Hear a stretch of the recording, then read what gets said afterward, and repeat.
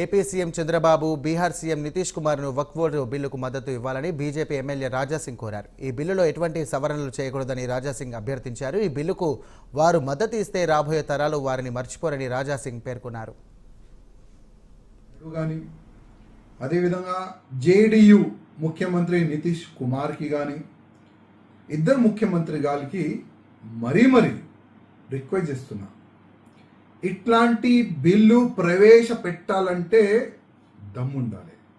ఆ దమ్ము భారతీయ జనతా పార్టీకినే ఉంది. లేకపోతే ఇవాళ మనం చూస్తున్నాం, వక్ఫ్ బోర్డు పేరు పైన రైతులు భూమి కానీ, గుళ్ళు భూమి కానీ, ఎంతోమంది పేద ప్రజల భూమి కానీ వక్ఫ్ బోర్డు నోటీస్ పంపించాలి, కబ్జా చేయాలి. అదే వక్ఫ్ బోర్డులు ఒక గుండా రాజ్యం చేసినారు, ల్యాండ్ జిహాద్ చేసినారు. రేపు మధ్యాహ్నం 12 గంటలకి